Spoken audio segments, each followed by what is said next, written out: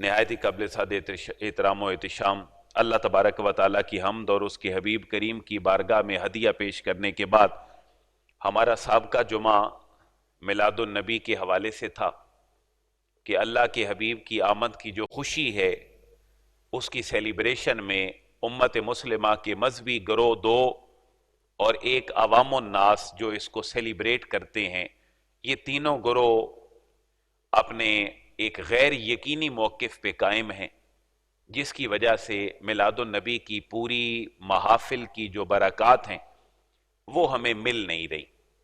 دو مذہبی طبقات ہیں، ایک میلاد النبی کی محافل کو سیلیبریٹ کرنے والا اور ایک اور مذہبی نقطہ نظر ہے میلاد النبی کی محافل کو سیلیبریٹ نہ کرنے والا۔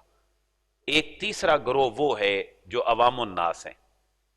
تو یہ تینوں غیر یقینی بڑی انسرٹینٹی کی کیفیت میں ایک دوسرے کے ساتھ گتھم گتھا بھی ہیں، اور ربیع الاول ہر سال آتا ہے چلا جاتا ہے، اس کی سیلیبریشن اپنے عروج پہ ہے۔ تو یہ تینوں نقطہ نظر ہم نے پچھلے جمعۃ المبارک پہ دیکھے کہ یہ تینوں اپنی انتہا پہ کھڑے ہیں اور تینوں کے اندر اصلاح کی ضرورت ہے۔ اس اصلاح پہ بھی قدر گفتگو ہوئی تھی۔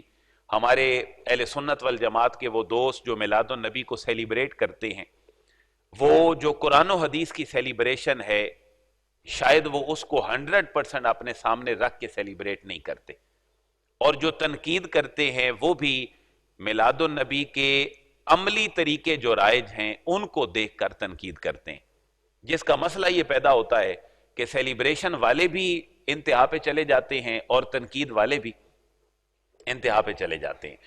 حالانکہ اگر دونوں نقطہ نظر تھیوریٹیکلی قرآن و سنت کو دیکھ لیں تو عمل کسی بندے کا کسی بات کے جواز اور عدم جواز کا اصول نہیں ہوتا، صرف ایک شخصیت کا عمل ہمارے لیے آخری فیصلہ ہے، اور وہ ہے رسول اللہ کا عمل۔ اور وہ کیا ہے؟ لَقَدْ كَانَ لَكُمْ فِي رَسُولِ اللَّهِ أُسْوَةٌ، بہترین نمونہ تمہارے لیے رسول اللہ کی زندگی ہے۔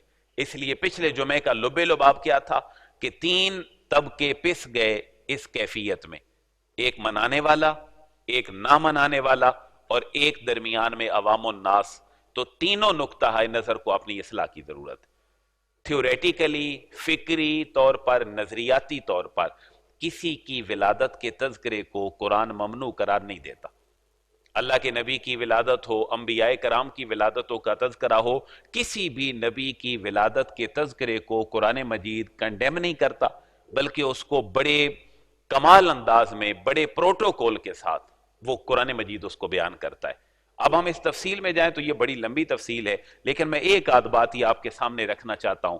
میں کبھی بھی اس میلاد پہ بات نہیں کر رہا جو معاشرے میں رائج ہے، میں اس لیے وہ نقطہ نظر رکھنا چاہتا ہوں جو تینوں نقطہ نظر کے لیے قابل عمل ہے۔ اس لیے نہیں کہ کھینچ تان کے تینوں کو ایک پہ لے آئیں، کوئی ایسا موقف نہیں۔ جو حق موقف ہے اس پہ تینوں اکٹھے ہو سکتے ہیں، لیکن اب تینوں اپنی انتہاؤں پہ کھڑے ہیں اور کوئی طبقہ اپنے علماء کی بات ماننے کو تیار نہیں۔ اس لیے ہم پہلے یہ بات دیکھتے ہیں کہ میلاد کا تذکرہ ہوتا کیا ہے۔ میلاد ولادت اسی سے نکلا ہے جس کا معنی ہے پیدائش، اور پیدائش کے احوال کا تذکرہ میلاد کہلاتا ہے۔ میلاد کی ڈیفینیشن کیا ہے؟ ولادت کا تذکرہ، ولادت کے احوال، یہ سارے بیان کرنا، یہ کیا کہلاتا ہے؟ میلاد۔ حتیٰ کہ آپ قرآن پڑھ کے دیکھیں تو ابھی ایک عورت پریگننٹ ہوتی ہے، قرآن مجید میں جن کا تذکرہ ہے، اللہ تبارک و تعالیٰ اسی وقت سے بڑے پروٹوکول کے ساتھ جو آنے والی شخصیت ہے اس کی کیفیت کو اللہ قرآن میں بیان فرماتا ہے۔ کون ہے جی؟ حضرت عیسیٰ علیہ السلام۔ حضرت عیسیٰ علیہ السلام کیسے پیدا ہوئے؟ آپ کے اوپر یہودیوں کا اعتراض کیا تھا؟ آپ ماں کی گود میں بولے کیسے؟ آپ نے پورا تبلیغی اپنا مشن لوگوں کے سامنے کیسے پہنچایا؟ باغیوں کے ہاتھوں آپ ہینگ کیسے ہوئے؟ ہمارا عقیدہ ہے آپ ہینگ نہیں ہوئے، لیکن بظاہر تو لوگوں کے سامنے پھانسی تھی۔ ہمارا موقف ہے اللہ نے حضرت عیسیٰ علیہ السلام کو زندہ آسمانوں پہ اٹھا لیا، لیکن اس پوری کیفیت کا تذکرہ اللہ تبارک و تعالیٰ نے اپنی کتاب لا ریب میں بیان کر دیا، اور پوری سورت کا نام ہی سورہ آل عمران رکھ دی۔ آل عمران، حضرت عمران کی آل کا تذکرہ۔ حضرت عمران کون ہیں؟ حضرت عمران اور حنہ یہ دونوں میاں بیوی ہیں، ان کی بیٹی کا نام مریم ہے، ان کے بیٹے کا نام عیسیٰ ہے۔ تو اللہ نے پوری سورت ہی کیا رکھ دی؟ سورہ آل عمران. اور اس میں کس کس چیز کا تذکرہ ہے؟ فلما وضعتھا، جب انہوں نے ڈیلیوری ہو گئی، جب پیدائش ہو گئی، تو پھر اللہ تبارک و تعالیٰ فرما رہا ہے کہ ان کو اعلان کر دو کہ تم نے جو مؤنث کو ڈیلیوری دی ہے، حضرت مریم سلام اللہ علیہا کے والدہ اور والد کو کہا جا رہا ہے، تو اللہ تبارک و تعالیٰ فرماتے ہیں ان کو میں نے بڑا مقام دیا ہے اور ان کو بڑا مقام دینا ہے. تو مؤنث مذکر کا ذکر، پریگنینسی کا ذکر، حتیٰ کہ ڈیلیوری کا ذکر، اور اس کے بعد پھر ان کے اپنے مشن کا ذکر، ان کی کفالت کا ذکر. حضرت مریم کہاں عبادت کرتی تھی؟ حجرے میں، بیت المقدس میں. تو وہاں کھانا لانے والا کون ہے؟ حضرت زکریا. اور وہاں دعا کون مانگ رہا ہے؟ حضرت زکریا، کہ اللہ مجھے اولاد دے دے. وہاں پیدائش کس کی ہو رہی ہے؟ حضرت یحییٰ کی. یہ پورا تذکرہ سورہ آل عمران میں بڑی تفصیل کے ساتھ ہو رہا ہے، اور اس پہ بہت ساری آیات مبارکہ ہیں. تو یہ کس کا تذکرہ ہے؟ ولادت کا. کس کا تذکرہ ہے؟ اب ہم ماڈل میلاد لوگوں کے سامنے رکھتے ہیں کہ میلاد ہونا کیا چاہیے، لیکن میری ہر جملے میں 3 نقطہ نظر کو سامنے رکھیں. سیلیبریٹ کرنے والے، سیلیبریٹ نہ کرنے والے، بالکل تنقید کرنے والے. اور ایک گروہ وہ ہے جو گلیوں، سڑکوں، محلوں میں ہماری پریشانی کا باعث بھی بنتا ہے اور ہمارے لیے مسائل بھی کریٹ کرتا ہے، جن کا دفاع اہل سنت اپنے ممبر سے نہیں کر سکتے، اور نہ ہی ہمیں قبر کا خوف ان کا دفاع کرنے کی اجازت دیتا ہے. میرے لیے ہر جملے میں یہ ذہن میں رکھنا ہے کہ رول ماڈل میلاد کیا ہے. کسی بھی نبی کی ولادت کے تذکرے کو قرآن نے خود بیان کیا. یہ پہلا پوائنٹ آپ سمجھ گئے. نبی کے ولادت کے تذکرے کو قرآن نے خود بیان کیا، اور سادگی میں بیان نہیں کیا، پورے پروٹوکول کے ساتھ بیان کیا. حضرت مریم کا تذکرہ میں نے سامنے رکھ دیا. حضرت آدم علیہ السلام کی پیدائش نہیں ہوئی، اللہ نے ان کی آمد کا سلسلہ پہلے کس کے سامنے رکھا؟ فرشتوں کے سامنے رکھا. وَإِذْ قَالَ رَبُّكَ لِلْمَلَائِكَةِ إِنِّي جَاعِلٌ فِي الْأَرْضِ، میں بھائی یہ خلیفہ بنانے لگا ہوں. مشورہ کیا؟ نہیں، مشورہ نہیں کیا. کیا ان سے پوچھا؟ نہیں. اپنے حکم ربی سے صرف ان کو آگاہ فرمایا کہ میں ایک شخصیت بنانے لگا ہوں جس کو زمین میں نے اپنا نائب اور خلیفہ بنانا ہے. پیدائش ہو چکی تھی یا نہیں؟ پتہ چلا پیدائش نہ ہونے سے پہلے بھی اللہ ان کا تذکرہ ان زمین میں بسنے والوں سے بڑے سٹیٹس والے لوگوں کے سامنے اللہ بیان فرما رہا ہے. یہ حضرت آدم علیہ السلام کا تذکرہ ہے. سورہ بقرہ پڑھ کے دیکھ لیں، سورہ ہجر پڑھ کے دیکھ لیں، پوری صورتیں بھری پڑی ہیں. قرآن مجید کا طویل قصہ آدم و ابلیس ہے ہر صورت کے اندر. سورہ بقرہ کا سب سے بڑا موضوع قصہ آدم و ابلیس ہے. حضرت موسیٰ علیہ السلام کا تذکرہ قرآن نے کیا 136 مقامات پر. کتنے مقامات پہ؟ 136 مقامات پہ. اور تذکرہ کس کا ہے؟ فرعون نے ایک خواب دیکھا کہ میری سلطنت کا زوال ایک بچے کی وجہ سے ہے، تو حکم کیا جاری کیا؟ بچے کو قتل کر دو. حضرت ہارون علیہ السلام اس سال پیدا ہوئے جس سال قتل کا حکم نہیں تھا، کیونکہ اس نے کہا 1 سال مار دو اور 1 سال بچوں کو زندہ چھوڑ دو. حکم کیا آیا؟ 1 سال بچوں کو مار دو اور 1 سال بچوں کو زندہ. حضرت ہارون تب آئے جب یہ حکم تھا کہ 1 سال بچوں کو نہ مارو. حضرت موسیٰ علیہ السلام اس سال تشریف لائے جب حکم تھا بچوں کو قتل کر دو. لیکن اللہ نے اپنا الوہی نظام اور اس ڈیوائن حکمت کے ساتھ حضرت موسیٰ علیہ السلام کی ماں کی طرف وہی کیا کی کہ اے ام موسیٰ وَأَوْحَيْنَا، یہ قرآن کے الفاظ ہیں، وَأَوْحَيْنَا إِلَىٰ أُمِّ مُوسَىٰ أَنْ أَرْضِعِيهِ، اس کو باکس میں بند کرو، پانی میں بہا دو. اور پھر اللہ تبارک و تعالیٰ نے ریسیو کرنے کے لیے اور پالنے کے لیے بھی انتخاب کس کا کیا؟ حضرت موسیٰ علیہ السلام کی ماں کا. اور پھر اللہ نے حکم دیا ان ارضعیہ، اس کو فیڈ بھی کرواؤ. اس اللہ کے بندے کو جس کو تم نے خود پھینکا ہے اور اس کی تربیت پہ بھی تمہاری ڈیوٹی ہے، اس کو فیڈ بھی کرواؤ، اس کو دودھ بھی تم پلاؤ. پتہ چلا نبی کی ولادت، اس کا دودھ پلانا اور اس کی پروٹیکشن، اس کا اگنا، بچپن، جوانی، یہ قرآن کے اندر نبیوں کے تذکرے میں ہے. پتہ چلا کسی شخصیت کا میلاد بیان کرنا اللہ کی سنت ہے. اللہ کے پرومیننٹ لوگوں کے تذکرے کو، پریگنینسی کو، اس کے ڈیلیوری کو، اس کے دودھ پلانے کو، یہ تو قرآن کے الفاظ ہیں. تو پتہ چلا ان شخصیات کے اس تذکرے کو بیان کرنا یہ کس کی سنت ہے؟ اللہ کی سنت ہے. ہم ماڈل میلاد بیان کرنے لگے ہیں کہ ہم کون سا میلاد معاشرے میں رائج کریں تو ہمارے لیے بہتری آ جائے. اب یہ پورا تذکرہ اللہ تبارک و تعالیٰ نے اس میں فرما دیا. حضرت یحییٰ کا تذکرہ اسی جگہ پر ہے جہاں تذکرہ حضرت مریم کا ہے. اور صورتوں کے اندر بھی یہ تفصیل موجود ہے. آپ مزید آگے چلتے جائیں, حضرت عیسیٰ علیہ السلام کا تذکرہ ہے, اور پھر بات ختم نہیں کی, 2 آیتیں اور سن لیں پھر ہم اسی موضوع کو آگے بڑھاتے ہیں. سورہ مریم کی 2 آیات ہیں. سلام پہ اعتراض ہوتا ہے, درود پہ اعتراض ہوتا ہے. میں نے پہلے کہہ دیا تینوں نقطہ ہے نظر اپنی انتہا پہ ہیں, سیلیبریٹ کرنے والے بھی, تنقید کرنے والے بھی, اور بے ہنگم اس کو منانے والے بھی. قرآن کیا کہہ رہا ہے؟ بھائی تمہارا میلاد کو بیان کرنا کوئی غلط موقف نہیں ہے, بیان ہوتا ہے, اللہ خود بیان کرتا ہے. اور پھر دوسری بات یہ ہے کہ سلام کی بات ہے تو اللہ اپنے نبیوں پر ان کی زبان سے خود ہی سلام بھیج رہا ہے. سورہ مریم کی 2 آیات ذہن میں رکھ لیں, 15 اور 33. سورہ مریم کی 2 آیات, آیت نمبر 15 اور آیت نمبر 33. اس کے اندر کیا ہے؟ اللہ فرما رہا ہے حضرت یحییٰ علیہ السلام کے حوالے سے, وَسَلَامٌ عَلَيْهِ يَوْمَ وُلِدَ وَيَوْمَ يَمُوتُ وَيَوْمَ يُبْعَثُ حَيًّا.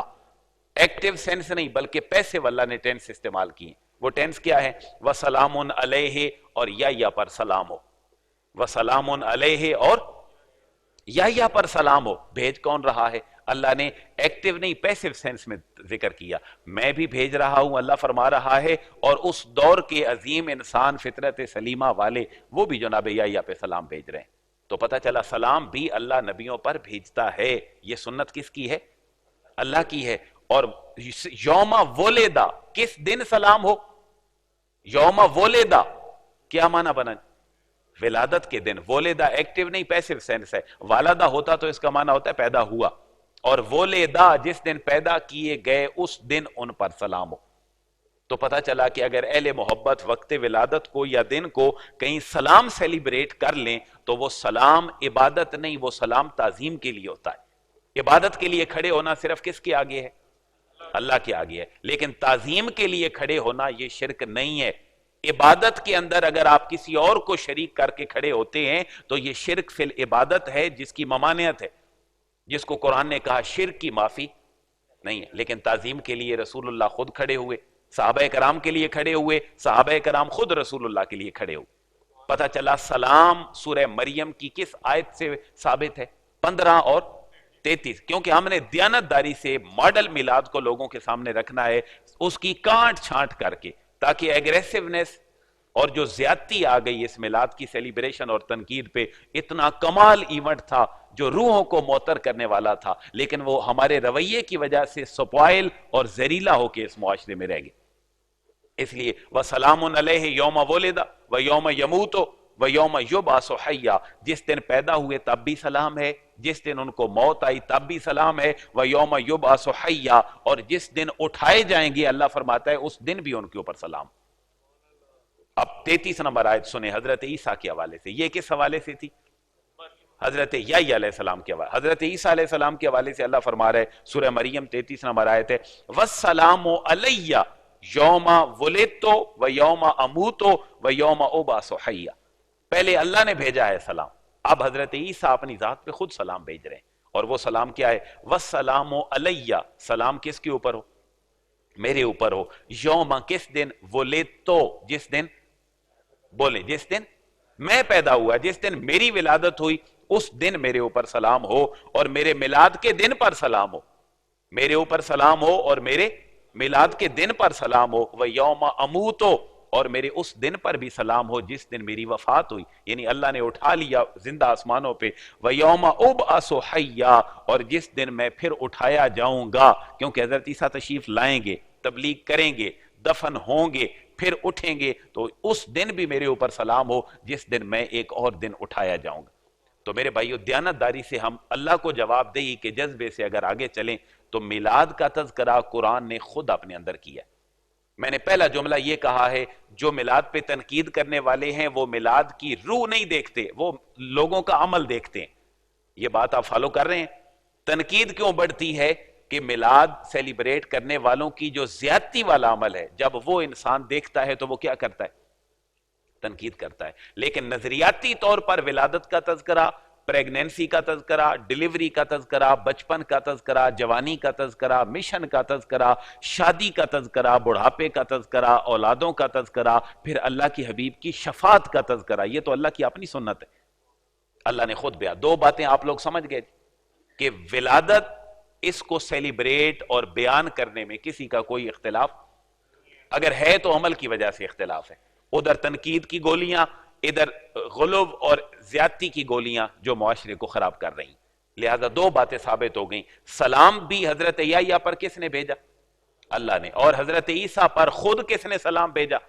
حضرت عیسیٰ علیہ السلام نے خود سلام بھیجا. پتہ چلا یہ سلام بھیجنا اگر عقیدت کی وجہ سے ہو تو پھر یہ سلام بھیجنا بھی جائز ہے، لیکن سلام کے اشعار ٹھیک ہونے چاہیے. سلام میں عبادت والا تصور نہیں ہونا چاہیے. میں کہتا ہوں سلام تو رسول اللہ کی ذات کو سلوٹ ہوتا ہے. وہ سلوٹ کس بارے میں ہے؟ کھڑے ہو کے حضور آپ تشریف لائے، ہمیں انسانیت مل گئی. بے شک ہمیں نہیں مل رہی کیونکہ ہم حضور کی سیرت سے دور ہیں، لیکن وہ لوگ بھی تو دیکھیں کہ جو اپنی بچیوں کو زندہ دفن کر دیتے تھے، رسول اللہ کی آمد سے انہیں فائدہ ہوا یا نہیں؟ جو اپنی جہالت کی اس انتہا پہ تھے، یہاں بھی ذرا ٹھہر کے سوچ لیں. کبھی کبھی جہالت ایسی بھی آ جاتی ہے جو انسان کو سمجھ نہیں آتی. جو اپنی بچیوں کو زندہ دفن کر رہا ہے اس کو کیا کہیں گے؟ جاہل یا عالم؟ لیکن کیا انہیں اپنی غلطی کا احساس تھا؟ وہ تو رسول اللہ کو پھر بھی نہیں مانتے تھے. ایک انسان ان کو انسانیت کی بقا سکھا رہا ہے. حضور مسلمانوں کے نبی تو بعد میں ہے، حضور پہلے انسانوں کے نبی، کیونکہ رسول اللہ نے ہمیں کیا سکھائی ہے؟ انسانیت سکھائی ہے. میں اسی لیے پیٹتا ہوں میرے بھائیوں، آج نظام تعلیم جدید سے جدید آ گیا، انسانیت کہاں سے آئے گی؟ ڈگریاں 2-2 فٹ چوڑی آ گئیں اور یہاں اسپیشلائزیشن کا دور آ گیا، لیکن انسان انسانوں کو کاٹ رہا ہے. آپ کیا کہتے ہیں جو دنیا کی سپر پاورز ہیں وہ انسانوں کو نہیں مار رہی؟ ہزاروں لوگ مر جاتے ہیں، لاکھوں لوگ مر جاتے ہیں. وہ سپر پاور مارے، کو مقامی لوگ مارے، کو چوری ڈاکے میں مارے. پتہ چلا انسانوں سے ان کا شعور انسانیت چھن چکا ہے. اور وہ واپس کیسے آئے گا؟ اللہ کے انبیاء واپس لائیں گے، اللہ کے انبیاء کی تعلیمات واپس لائیں گے. اس لیے میرے بھائیوں دو باتیں طے کر لیں، یہ اپنے پلے باندھ لیں، دونوں گروہ اپنے پلے باندھ لیں. میلاد کا ذکر کرنا، ولادت کا تذکرہ کرنا قرآن سے ثابت ہے. آیات میں نے آپ کے سامنے رکھ دی ہیں. آپ کیا کہتے ہیں؟ حضرت موسیٰ علیہ السلام کا تذکرہ ولادت پہ اللہ نے بھلا کتنی آیات لکھی ہوں گی؟ ذکر کتنی آیات میں ہے؟ یعنی موسیٰ کا ذکر، میم واو سین کھڑی، موسیٰ کا نام 136 دفعہ ہے. 136 آیات نہیں ہے، موسیٰ کا نام 36 دفعہ، 136 دفعہ. لیکن اگر تذکرے کو آپ لے جائیں تو میں کم از کم ایک رف سا آئیڈیا دیتا ہوں، آپ کے 3 پارے حضرت موسیٰ کے تذکرے پہ مشتمل ہیں. پورے 3 پارے آپ کے حضرت موسیٰ علیہ السلام کے تذکرے پہ مشتمل ہیں. میں اگلی بات بھی ایگزیکٹ آپ کے سامنے رکھ لوں. اللہ تبارک و تعالیٰ نے حضرت موسیٰ علیہ السلام کے تذکرے پر ایک سورت کے پہلے 5 رکوع اللہ تبارک و تعالیٰ نے حضرت موسیٰ کے ذکر کے لیے خاص فرما دی. بلکہ ذہن میں رہا سورۃ القصص، سورۃ القصص، اس میں موسیٰ اور فرعون کا تذکرہ ہے. اس میں 50 آیات سیکوینس کے ساتھ، ٹوکوی نہیں، سکپ کر کے نہیں، 50 آیات پوری 5 رکوع اللہ نے حضرت موسیٰ کے ذکر کے لیے وقف کر دی. پتہ چلا نبی کی شان اور عظمت بیان کرنا اللہ کی سنت ہے اور میرے اور آپ کے لیے قرآن بن جاتا ہے. اللہ کے نبی کی عظمت اور شان بیان کرنا اللہ کی سنت ہے اور پھر میرے اور آپ کے لیے یہ ثواب بن جاتا ہے. ہم تذکرہ موسیٰ کریم کا پڑھیں گے، ثواب مجھے اور آپ کو ملے گا. ہم صرف موسیٰ بھی کہہ دیں تو کتنے حرف ہیں؟ میم واو سین چھوٹی یہ، ہمیں کتنی نیکیاں مل گئیں؟ 40 نیکیاں ایک نام پہ مل گئیں. پتہ چلا میلاد کی سیلیبریشن میں تذکرہ انبیاء اور ان کی ولادت کمالات کا تذکرہ یہ اللہ کی سنت ہے. اور سلام بھیجنا بھی کس کی سنت ہے؟ اللہ. اس لیے خدا کے لیے میرے بھائیوں جہاں انتہا پہ کھڑے ہو دونوں، وہ درمیان میں آ جاؤ. حضور کی ولادت کا تذکرہ تنقید کا متحمل نہیں ہو سکتا اس دور میں. حضور کی ذات کو بیان کرو، نوجوان نسل کے سامنے رول ماڈل کے طور پر رکھو، ورنہ کیا پھر بدھا کو ان کے سامنے رکھو گے کہ یہ تمہارا آئیڈیل ہے؟ کیا پھر کسی بڑے شاہ رخ خان کو یا سلمان خان کو رکھو گے؟ کسی بڑے کرکٹر، کسی بڑے ریسلر کو رکھو گے کہ یہ تمہارا رول ماڈل ہے؟ رول ماڈل رسول اللہ کی ذات ہے. لیکن پھر اس کو لائے گا کون نوجوان نسل کو ٹریک پہ؟ یہ تمہارا عمل ٹریک پہ نوجوان نسل کو نہیں لا سکتا. تم نے ان کو ڈھول ڈھمکے میں بھیج دیا، گلیوں کے اندر ان کو لوگوں کے بے سکونی پیدا کرنے کے لیے بھیج دیا. کیوں؟ یہاں سے بھی صرف تنقید، وہاں سے بھی صرف تنقید. نوجوان نسل نظریاتی اور عملی طور پر درمیان میں ہینگ ہو کے رہ گئے. اس لیے میرے بھائیو اصلاح کی ضرورت ہے اور دونوں گروہوں کو اصلاح کی ضرورت ہے. اور تیسرا شکوہ مجھے عوام الناس سے ہے، عوام بھی تو کسی کی نہیں سنتے. مسجدیں 12 ربیع الاول کو خالی ہوتی ہیں، اس کا میں بھی گواہ ہوں خود. آپ 12 ربیع الاول کو مسجد میں پروگرام رکھے، مسجد خالی نظر آئے گی، کیونکہ لوگ کہاں ہوتے ہیں؟ لوگ گلیوں میں ہوتے ہیں۔ میرے بھائیو، رسول اللہ جہاں تشریف لے گئے انہوں نے مسجد کو آباد کیا، تو جب تک حضور کی ولادت کا تذکرہ مسجد میں نہیں ہوگا اور ادب آداب کے ساتھ نہیں ہوگا، یہ نوجوان نسل نہیں سنور سکتی۔ کیوں کہ ہم نے اتنے بڑے کمال روحانی اسپرچولی ایونٹ کو سپائل کر کے رکھ دیا۔ اللہ تعالیٰ دونوں گروہوں کو توفیق عطا فرمائے۔ اب صحابہ کرام کا دیکھیں، صحابہ کرام حضور کے انج انج کے ساتھ اور انگ انگ کے ساتھ اپنی محبت کا ثبوت دیتے تھے، اور حضور کے ایک ایک جسم کے ایک ایک عضو کے ساتھ وہ محبت کرتے تھے۔ کتنی بڑی محبت کرتے تھے۔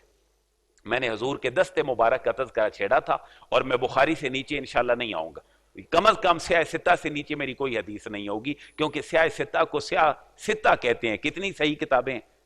6۔ اگر یہ بھی کسی کے نزدیک صحیح نہیں ہے تو پھر سمجھیں علماء کو مر جانے کا مقام ہے۔ اگر آج بھی صحیح ذخیرہ امت کو نہیں دے رہے تو پھر کہیں اور سے ذخیرہ لانا پڑے گا۔ اس لیے اگر سیاہ ستہ ہیں تو ہمیں ان کی حدیث ماننا پڑیں گی۔ یہ رفع یدین کی حدیث ہو، نہ کرنے کی ہو، آمین کہنے کی ہو، نہ کہنے کی ہو، یہ سارے بڑے دور کے مسائل ہیں۔ جنازے پہ لوگ لڑ پڑتے ہیں، جنازہ فرض ہے یا فرض کفایہ؟ فرض کفایہ، تو اس پہ لڑنے کی کیا ضرورت ہے؟ اس کے اندر سورہ فاتحہ ہے، کچھ پڑھتے ہیں کچھ نہیں، جو ہے ہی فرض کفایہ، اس کے اندر جو کام ہوگا وہ بھی تو فرض کفایہ اور سنت ہے۔ اس لیے یہ لڑنے کی میرے بھائی بات نہیں ہے، یہ دین کو سمجھنے کی بات ہے، تاکہ ہم سمجھ کے آگے چلیں۔ دیکھیں جی صحابہ حضور کو کیسے محبت سے دیکھتے اور حضور کے ساتھ تعلق قائم کرتے تھے۔ حضرت ابو ہریرہ رضی اللہ تعالیٰ عنہ، صحیح بخاری، صحیح مسلم، ترمذی، پہلی تینوں حدیث کی کتابوں میں یہ حدیث موجود ہے۔ گوگل کر کے دیکھ لیں کسی سافٹ ویئر میں، اور یہ کتاب العلم ہے بخاری کا، کتاب العلم ہے، اور اسی کی کمی ہے۔ ہمیں علم آ جائے تو ہمارے مسائل ختم ہو جائیں گے۔ پہلی وہی بھی کس بارے میں ہے؟ علم کے بارے میں ہے، اور ایک پورا چیپٹر بخاری کا بھی کتاب العلم ہے، لیکن ہمیں ہے نہیں، کیونکہ ہم پڑھتے کوئی نہیں ہے۔ کہتا ہوں آپ میں سے کسی نے کتاب العلم نہیں پڑھا، پوری بھری مسجد میں کسی بندے کو توفیق نہیں کہ وہ اللہ رسول کی اس بات کو پڑھ لے۔ یہ تیسرا گروہ ہے جو آپ ہیں۔ تین گروہ میں نے عرض کی ہے، 2 مولویوں کے، ایک سیلیبریٹ کرنے والے اور ایک تنقید کرنے والے، اور تیسرے آپ ہیں۔ اب آپ اس سے تجزیہ کر لیں کہ کتنے دوست ہیں اس محفل میں جنہوں نے کتاب العلم پڑھا ہو بخاری کا۔ علم کے لیے نہیں ہم پھر رہے بھائی بچے کی لمز میں فیسیں لاکھوں روپیہ کس کے لیے دیتے ہو؟ علم کے لیے دیتے ہو۔ اور سکولوں کالجوں میں، چھوٹے گلی محلے کا سکول بھی 1500 سے کم فیس نہیں لیتا، اور جو بڑے پرومیننٹ سکول ہیں وہاں آپ کی فیس ہزاروں تک چلی جاتی ہے مزید۔ تو کس کے لیے بھیجتے ہیں میں اور آپ بچوں کو؟ تو علم میرے بھائیو وہ ہے جو اللہ کے نبی نے دیا ہے۔ یا تو یہ ملک چھوڑ جائیں، یا اس کو کوئی غیر یا کفر کی سٹیٹ ڈکلیئر کر دیں، پھر ہم جو مرضیاں پڑھتے رہیں، پھر ہم مارکس کی تھیوریاں پڑھتے رہیں، لینن کی تھیوری پڑھتے رہیں، کسی بڑے پولیٹیشین کی تھیوری پڑھتے رہیں، لیکن اگر ہم مسلمان ہیں تو کس کو پڑھنا پڑے گا؟ بولیں نا۔ اس لیے میرے بھائیو آپ بھی اصلاح کرو، اپنے گھروں کے دروس ٹھیک کر لو۔ پہلی بات تو یہ کہ ہوتے نہیں ہیں۔ کیا کتاب العلم کی بات مہندی کے فنکشن میں نہیں ہو سکتی؟ اگر آپ نے عروج ہی دے دیا ہے مہندی کے فنکشن کو، تو پھر لوگ تڑپ رہے ہیں شادی حالوں کے لیے۔ لوگوں کو شادی حال نہیں مل رہے ان دنوں میں، کیونکہ سفر گیا، بلائیں ٹلی، عقیدہ کمزور تھا، سفر میں شادی کسی نے نہیں کی۔ اب لوگ شادی حال مینج کر رہے ہیں، ان کی ڈیٹیں نہیں مل رہی۔ کیونکہ کل ایک دوست میرے پاس بیٹھا تھا، وہ کہتا ہے جی دسمبر کی 23-24 کو میری بیٹی کی شادی ہے، کوئی ڈیٹ اس سے پہلے پیر، منگل، بدھ، جمعرات، جمعے ہفتے کی کسی شادی حال میں خالی نہیں۔ اللہ کے بندو، یہ مساجد اسی لیے تھیں جو اللہ اور اس کے رسول نے بنائی تھی۔ تمہارے کرسچن ملک میں رہنے والا آج بھی اپنے چرچ میں شادی کرتا ہے تو تف اور مرنے کا مقام ہے اس مسلمان کے لیے، کہ جو اتنا بڑا سرمایہ اپنا ان چیزوں پہ خرچ کر دیتا ہے۔ تو آپ بھی تو مسجد سے مخلص نہیں، اگر مولوی مخلص نہیں ہے تو آپ بھی مخلص نہیں ہیں۔ اس لیے آپ کو بھی اصلاح کی ضرورت ہے، میلاد کی سیلیبریشن والوں کو بھی اصلاح کی ضرورت ہے، جو تنقید کرنے والا ہے اور شرک بدعت سے نیچے نہیں کھڑا ہوتا اس کو بھی اصلاح کرنے کی ضرورت۔ دیکھیں صحابہ حضور کے ساتھ اپنا تعلق کیسے جوڑتے تھے۔ یہ دیکھیں حضرت ابو ہریرہ سے بڑا پھر مشرک کوئی نہیں ہے۔ میں جو حدیث بیان کرنے لگا ہوں، صحابہ کے ذہن میں ایکوریٹ عقیدہ تھا کہ ہمارا خالق، مالک، رازق اللہ ہے، لیکن رسول کی ذات اس کا وسیلہ اور سبب ہے۔ اب سنیں حضرت ابو ہریرہ کیا کہتے ہیں۔ حضرت ابو ہریرہ رضی اللہ تعالیٰ عنہ کہتے ہیں، قل تو میں نے عرض کیا، یا رسول اللہ، اے اللہ کے رسول، انی اسمع منک حدیثا کثیرا، میں آپ سے بہت زیادہ حدیثیں سنتا ہوں، لیکن فانساہ، میں ان کو بھول جاتا ہوں۔ حضور میں آپ سے حدیثیں سنتا ہوں لیکن میں بھول جاتا ہوں۔ قال، حضور نے فرمایا، ابسط رداءک، اے ابو ہریرہ اپنی چادر بچھاؤ، اے ابو ہریرہ جو چادر تمہارے پاس ہے یہ اپنی چادر تم بچھاؤ.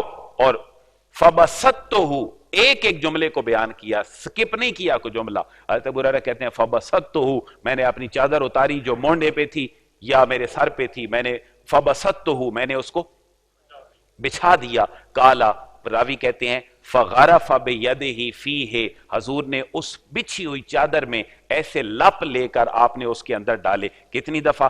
3 دفعہ آپ نے اپنے لپ لے کر اس چادر کے اندر ڈالے. ثم کالا، پھر حضور نے فرمایا زم ہو ابو ہریرہ، اب اس کو لپیٹ لو، بند کر لو. حضرت ابو ہریرہ کہتے ہیں فضممتہ، میں نے اپنی چادر کو یوں باندھ لیا. فما نسیت شیئا بعدہ، پھر مجھے کبھی کوئی بات بھولی نہیں. رسول اللہ کا فضل اور انعام اتنا ہوا کہ پھر مجھے کوئی بات. تو مجھے بتائیں کیا صحابہ کا یہ عمل اور عقیدہ بغیر بریلوی دیوبندی اہل حدیث کے کیا سمجھ کے وہ حضور کے سامنے یہ کام کرتے تھے؟ کیا حضور کو خالق سمجھتے تھے؟ کیا حضور کو مالک اور رازق سمجھتے تھے؟ نہیں، وہ اللہ کو خالق سمجھتے تھے، اللہ ان کا رازق تھا، اللہ ان کا مالک تھا. رسول اللہ نے ان کو توحید کی تعلیم سب سے پہلے دی تھی. تو پتہ چلا نبی برکتیں بکھیرتا ہے، نبی کریم صلی اللہ علیہ وسلم کی ذات برکتیں بکھیرتی ہے، نبی کا رہنا برکت ہوتا ہے، نبی کی دعا برکت ہوتی ہے. اور صحابہ کرام یہ برکتیں ذات رسالت مآب سے لیتے تھے. ذہانت دینے والا کون ہے؟ اللہ تبارک و تعالیٰ ہے. حافظے کو طاقتور کرنے والا کون ہے؟ اللہ تبارک و تعالیٰ ہے. وَقُلْ رَبِّ زِدْنِي عِلْمًا، حضور کی کتنی شاندار دعائیں ہیں. لیکن صحابہ کرام کی مشکل حل رسول اللہ فرما رہے ہیں. ہم اس مشکل کشائی کو ممبر پہ لے آئے. کسی نے مشکل کشا حضرت علی المرتضیٰ کو مان لیا، کسی نے مشکل کشا اللہ کے نبیوں ولیوں کو 100% مان لیا، اور پھر اللہ کی ذات بہت پیچھے رہ گئی. ہمارے استاد فرماتے ہیں اللہ کے بندو تم سب کے بارے میں کہتے ہو یہ مشکل کشا ہے، یہ مشکل کشا، یہ اللہ بھی کو مشکل کشا ہے یا نہیں؟ کتنے پرسنٹ اللہ مدد کر دیتا ہے بندوں کی؟ 100%. تو باقی کہاں سے مانگتے ہو؟ پتہ چلا یہ روحانی ایفیلیشنز ہوتی ہیں اللہ کے نبی کے ساتھ، اللہ کے ولیوں کے ساتھ. اور یہ ممبر اور محراب کا موضوع نہیں ہوتا کہ اللہ کو پیچھے چھوڑ کے پرسنٹیج میں جو بہت مائنر ہے آپ اس کو مناظرانہ شکل میں لے جائیں. اللہ کے ولی، اللہ کے نبی اللہ کے دیے ہوئے اذن سے لوگوں کی مدد کرتے ہیں، مدد اللہ کی ہوتی ہے. حضرت سلیمان علیہ السلام کا واقعہ آپ نے سنا ہے. آپ پوچھتے ہیں ملکہ بلقیس آ رہی ہے، کون تخت لائے گا؟ تو جن کہتا ہے میں لے آؤں گا. حضرت سلیمان کہتے ہیں مجھے جلدی چاہیے. تو کون لے کر آیا؟ آصف بن برخیہ، جن کو قرآن نے کہا یہ عالم ہے. اور پیری مریدی کا کنسیپٹ بھی واضح ہو گیا کہ پیر صرف وہ ہوتا ہے جو کتاب کا عالم ہوتا ہے، جاہل آدمی کبھی پیر نہیں ہو سکتا. قرآن نے وہ تصور دیا ہے مرشد کا اور رہنمائی کرنے والے کا. یہاں بھی تو میں اور آپ کہاں کھڑے ہیں، آپ کو کوئی جگر گردے دے دے کہ پھینک دو یہ صدقہ ہے. کل کسی دوست نے مجھ سے مسئلہ پوچھا، پتہ نہیں کینال ویو کا تھا یا کہاں سے، کہ میرے کوئی پیر صاحب کہتے ہیں جی رات کو اتنا گوشت لے کے قبرستان میں دفن کر آؤ. تو یہ کہاں سے آئی باتیں؟ رسول اللہ نے تو ایسی باتیں نہیں کی. اسلام تو یقین پہ کھڑا ہے، اسلام تو یقین پہ کھڑا ہے. اس لیے بلی تمہارا راستہ کاٹ لے سفر نہ کرو، اسلام نے کنڈیم کیا. طوطا تمہاری قسمت کا حال پنجرے میں بیٹھ کر بتائے، وہ خود کیوں نہیں باہر اڑ کے نکل سکتا، تمہاری قسمت بتا رہا ہے. اسلام نے انسرٹینٹی کو، غیر یقینی صورتحال کو جڑ سے اکھیڑ کے پھینک دیا، کیونکہ لا الہ الا اللہ محمد رسول اللہ سے بڑا سلوگن کوئی نہیں تھا، بڑی تھیوری کوئی نہیں تھی، اس سے بڑا عمل کوئی نہیں تھا. تو میرے بھائیو یہ محبت کی باتیں ہیں، یہ لڑنے کی باتیں نہیں ہیں. اور پھر ابن ماجہ کی حدیث مبارکہ ہے، حضرت علی المرتضیٰ رضی اللہ تعالیٰ عنہ کو آقائے دو جہاں صلی اللہ تعالیٰ علیہ وآلہ وسلم نے یمن کا گورنر تعینات کیا. انہوں نے عرض کی حضور مقدمات کے فیصلے میں کبھی پھنس گیا تو کیا کروں؟ کون پوچھتا ہے؟ حضرت علی المرتضیٰ، حضور مجھے بھیج تو رہے ہیں گورنر بنا کر، میں پھنس گیا تو کیا کروں گا؟ میری ناتجربہ کاری آڑے آ گئی تو میں کیا کروں گا؟ تو آقا کریم صلی اللہ علیہ وسلم نے اپنا دست مبارک ان کے سینے کے اوپر پھیرا. یہ کس کی حدیث مبارکہ ہے؟ ابن ماجہ کی حدیث مبارکہ ہے، اور کتاب الاحکام میں 2310 نمبر حدیث ہے. آپ سب کے موبائلوں کے اندر اپلیکیشن موجود ہے، بخاری مسلم ترمذی، نہیں تو اس کو ڈاؤن لوڈ کر لیں. اس کے اندر ٹیکسٹ اردو انگلش تمام چیزیں موجود ہیں. سنن ابن ماجہ کتاب الاحکام 2310 نمبر حدیث ہے. تو حضرت علی المرتضیٰ فرماتے ہیں کہ رسول اللہ نے اپنا دست مبارک میرے سینے کے اوپر پھیرا، جس کی برکت سے آپ کیا کہتے ہیں؟ فَضَرَبَ بِيَدِهِ فِي صَدْرِي، حضور نے اپنا ہاتھ میرے سینے پر پھیرا. وقالا، اور حضور نے فرمایا اللہم اہد قلبہ وثبت لسانہ، اللہ علی کے دل کو ہدایت دینے والا بنا دے، اور وثبت لسانہ، اللہ علی کی زبان کو ثابت قدمی عطا فرما دے. اس کی زبان کے اندر طاقت پیدا کر دے. کالا حضرت علی المرضا کہتے ہیں فما شکک تو فی قضائے بین اثنین، میں نے زندگی بھر کبھی دو لوگوں کے جھگڑے میں پھر کبھی مشکل محسوس نہیں کی. مجھے رسول اللہ کے دست شفقت کی اتنی بڑی اتھارٹی مل گئی کہ میرے سینے نے خزانے اگلنا شروع کر دیے اور میں دو بندوں کے درمیان صلح کروا لیتا. یہ کس کا معجزہ ہے؟ رسول اللہ کا معجزہ ہے. تو کون منکر ہے اس کا؟ دیوبندی، وہابی، اہل حدیث، بریلوی، کون اس کا مخالف ہے؟ کوئی مخالف نہیں ہے. صرف ہمارے رویے مخالفت پیدا کرتے ہیں. ہمارے رویے ٹھیک ہو جائیں تو ہمارا سارا معاملہ دنیا جہان کا بہتر ہو جائے گا. حضرت برا بن عازب فرماتے ہیں حضرت عبداللہ بن عتیق رضی اللہ تعالیٰ عنہ دشمن رسول ابو رافع یہودی کو جب قتل کر کے آ رہے تھے، اور یہ حدیث مبارکہ بھی صحیح بخاری کی ہے. کہاں کی ہے جی؟ صحیح بخاری کی. حضرت عبداللہ بن عتیق حضور نے موٹیویشن فرمائی. آپ نے فرمایا ابو رافع یہودی میرا گستاخ ہے، کون تو میں سے جاتا ہے اور اس کا سر میرے پاس لے کے آتا ہے. یہ دیکھیں نا اسلام جو کہتے ہیں امن کا درس دیتا ہے، امن کا درس. حضور کا جہاد کدھر لے کے جائیں گے؟ حضور کا غزوہ بدر، احد، خندق کدھر لے کر جائیں گے؟ اور واقعہ کربلا کے 72 نفوس کی شہادت کدھر لے کر جائیں گے؟ ہماری کتابوں میں ہمیں ایک ہی جملہ پڑھایا گیا، اسلام صرف امن کا درس دیتا ہے. ضرور دیتا ہے لیکن ایک خاص سٹریٹجی پہ. جب سٹریٹجی بدل جائے پھر جہاد کا حکم نہیں ہے، پھر کسی اور چیز کا حکم ہے. وہ چھوڑی ہے تو آج ہم اپنے اس لب و لہجے پہ آ گئے ہیں کہ جو صرف اور صرف دفاعی لب و لہجہ ہے جس کے سامنے ہم کھڑے ہیں. حضرت برا بن عازب فرماتے ہیں، بخاری کی حدیث ہے، کوئی اس کا انکار کر کے دکھائے. میں حدیث بھی بتا دیتا ہوں، 3813. 3000. دیکھیں گستاخ رسول کی سزا کیا ہے. لیکن مسئلہ یہ ہے کہ گستاخی ڈیفائن کون کرے گا؟ اصل پاکستان کا مسئلہ یہ ہے. یہ علماء کی ڈیوٹی ہے اور آپ لوگ جن کو بھیجتے ہیں ان کی ڈیوٹی ہے کہ یہ ڈیفائن کریں کہ گستاخی کون سی چیز بنتی ہے. حضرت برا بن عازب فرماتے ہیں کہ حضرت عبداللہ بن عتیق دشمن رسول ابو رافع یہودی کو جب جہنم رسید کر کے واپس آ رہے تھے کہ آپ اس کے مکان کے زینے سے گر گئے اور حضرت عبداللہ بن عتیق کی پنڈلی ٹوٹ گئی. حدیث کس کتاب کی ہے؟ صحیح بخاری. اور حدیث نمبر کیا ہے؟ 3813. بات ریکارڈ ہو رہی ہے میری، آپ دوست کو لینا چاہیں تو لے لیجئے گا. حضرت عبداللہ بن عتیق دشمن رسول جب ابو رافع یہودی کو مار کے آ رہے تھے تو مکان کے زینے سے گر گئے، پنڈلی ٹوٹ گئی. وہ حضور صلی اللہ علیہ وسلم کی خدمت میں حاضر ہوئے، دکھ تکلیف سے نہ ڈال. تو آپ نے فرمایا اپنی ٹانگ کھول کے میرے سامنے بچھاؤ. بخاری کے الفاظ ہیں فَبَسَطْتُ رِجْلِي، میں نے اپنی ٹانگ حضور کے سامنے بچھا دی. فَمَسَحَهَا، حضور نے میری ٹانگ پہ اپنے ہاتھ سے مسح فرمایا. فَكَأَنَّمَا لَمْ أَشْتِكْهَا قَطُّ، وہ ایسی درست ہو گئی گویا کبھی ٹوٹی ہوئی نہیں تھی. بخاری کی حدیث ہے 3800. میرے بھائیو کہاں کھڑی ہے بریلویت، دیوبندیت اور اہل حدیثیت؟ یہ صرف ہمارے مزاج کے جھگڑے ہیں. خدا کے لیے اپنے مزاج کو ٹھیک کر لیں ورنہ یہ نسل ہماری تباہ و برباد ہو چکی ہے. رسول کے ساتھ تعلق ہم نے ڈسپیوٹڈ بنا دیا. میلاد کبھی بھی خراب نہیں ہے، میلاد کا تذکرہ کبھی بھی بدعت نہیں ہے. یہ صرف ہمارے مزاج کی بات ہے. آپ بدعت کو اتنا اگر گھٹن میں لے آئیں گے تو آپ ایک قدم بھی نہیں چل سکیں گے. آپ کا دین تو وہاں پر باؤنڈ ہو کے آپ کو بہت پیچھے چھوڑ جائے گا. اس لیے خدا کے لیے میرے بھائیو ذہن میں حضور کی محبت پیدا کریں اور لوگوں کو کہیں آپ تنقید نہ کرو، ہم بھی ٹھیک کرتے ہیں. ان کو چاہیے میلاد سیلیبریٹ کر کے ماڈل میلاد لوگوں کے سامنے رکھیں، یہ حضور کی ولادت کا تذکرہ ہے، ایسے کیا کرو. اس لیے میں بڑا بول نہیں بولتا، اللہ معاف فرمائے، نہ میرا یہ مزاج ہے. لیکن اللہ علماء کو بھی حکمت، وزڈم اور دانش نصیب فرمائے اور عوام کو بھی اللہ تعالیٰ شعور عطا فرمائے کہ کچھ سنیں کچھ سمجھیں. میں ایک اور بات کہتا ہوں، ہمارے مزاجوں پہ عقیدت غالب ہے. صرف ہم اس عقیدت کو اگر ٹھیک کرنا چاہیں تو کیسے کریں گے؟ عقیدت کے خلاف کوئی بات ہو ہم تلوار اٹھا لیتے ہیں. اور عقیدت ٹھیک کیسے ہوگی؟ عقیدت بہت ماسٹ ہے قرآن میں.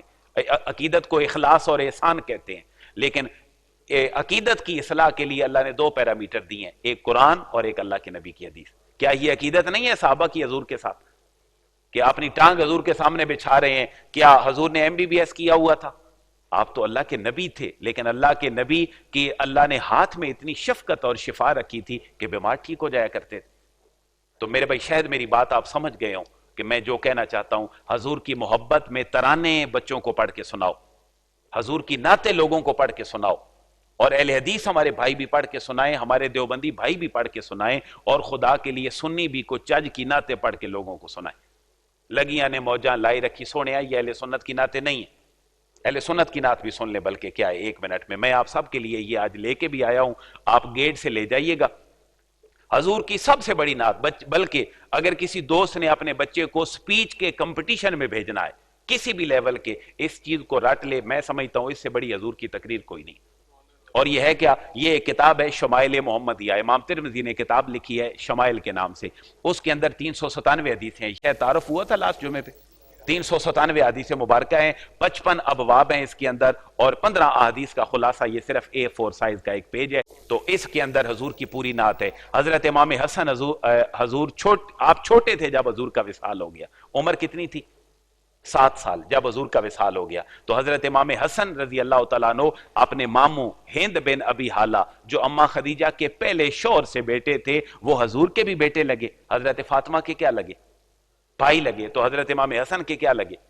ماموں لگے۔ تو حضرت امام حسن کہتے ہیں ماموں جان آپ عرب کے بڑے مشہور وصاف ہیں، آپ بڑی صفت کمال بیان کرتے ہیں، جیسے پینٹر ہوتا ہے اور ڈیزائنر کمال ڈیزائن کر لیتا ہے، آپ گفتگو کرتے ہیں جب کسی کے لب و رخسار پہ، تو مجھے بھی ذرا کر کے دکھائیں۔ اس وقت حضرت ہند بن ابی حالہ حضور کے لب و رخسار کو حضور کے سامنے بیان کرتے ہیں، حضرت حسن کے سامنے۔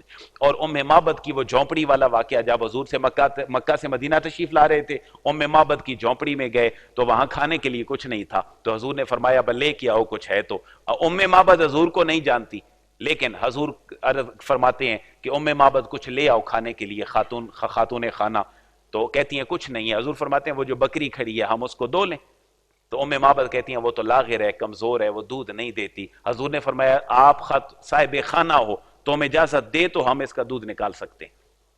حضور نے بکری بلائی، بکری کے اوپر اپنا دست شفا پھیرا، وہی دست جو ابو ہریرہ کو کمال حفظہ دینے والا ہے، وہی دست مبارکہ جو حضرت عبداللہ بن عتیق کی ٹانگ ٹھیک کرنے والا ہے، وہی دست مبارکہ جو علی المرتضیٰ کے سینے میں ٹھنڈ اور کشادگی پیدا کرنے والا ہے۔ حضور نے دست شفا پھیرا، حدیث کے الفاظ ہیں بکری کی کھیری اور تھن دودھ سے بھر گئے، آپ نے بھی پیا، جناب صدیق اکبر نے بھی پیا، عامر بن فہیرہ نے بھی پیا، اور پھر حضور فرماتے ہیں ام معبد خاتون خانہ لے آؤ کو برتن ہے ہم وہ بھی بھر دیتے ہیں۔ جب گھر کے برتن بھی بھر لیے تو مسافر راہ چل دیے۔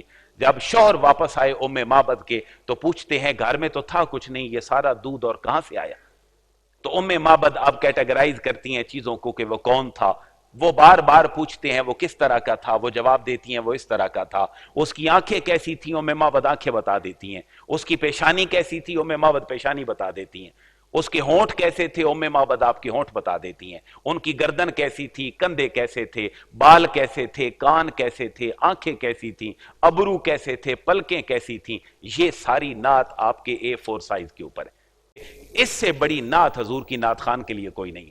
خدا کے لیے یہ میراثیوں والی نعتیں ہمارے نعت خان چھوڑ دیں، یہ رسول اللہ کی نعتیں پڑھا کریں، اور جو تنقید کرتے ہیں وہ بھی اس کو پڑھیں۔ حضور کی نعت اس سے بڑی اور کیا ہو سکتی؟ اس لیے اللہ کرے وہ نظریہ جو قرآن و سنت کا ہے اللہ ہمارے میلاد میں واپس لوٹا دے۔ جو میلاد کی فکر اور عمل اللہ اور اس کا رسول دینا چاہتے ہیں اللہ ہماری محفلوں میں وہ ہمیں واپس لوٹا دے۔ اللہ یہ تنقیدی مزاج، یہ اگریسو والا مزاج، یہ جہالت والا مزاج اللہ ہمارے معاشرے سے دور فرما دے، اور جو نبی رحمت انسانیت کو شرف دینے آئے تھے اللہ اس نبی رحمت سے ہمیں فیض لینے کی توفیق عطا فرما دے۔